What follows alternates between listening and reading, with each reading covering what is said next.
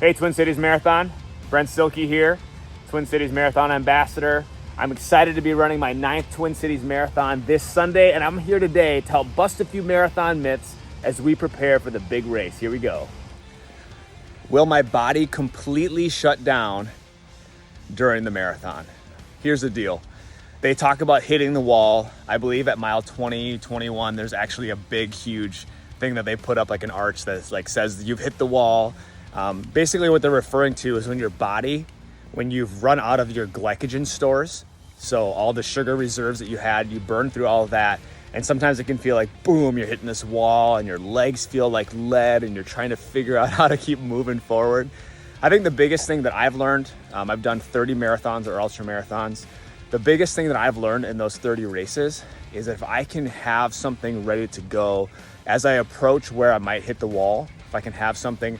I personally like this. Nutritionist would not recommend this, but I actually love Pearson's nut rolls. They have enough fat, they have enough sugar, they have enough like the things that I'm looking for, that I'll have one of those right before I hit the wall, and I'm usually good to go for the duration of the race.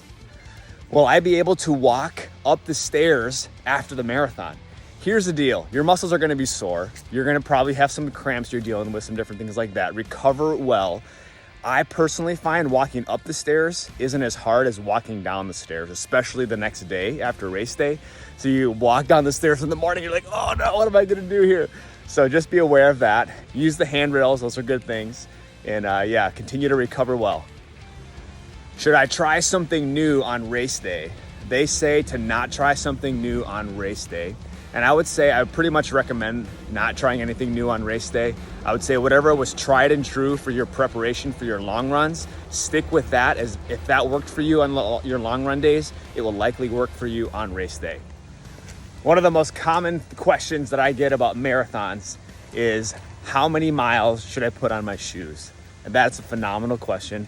I think it depends on the surfaces that you're running on. It depends on the different type of shoe that you may have purchased.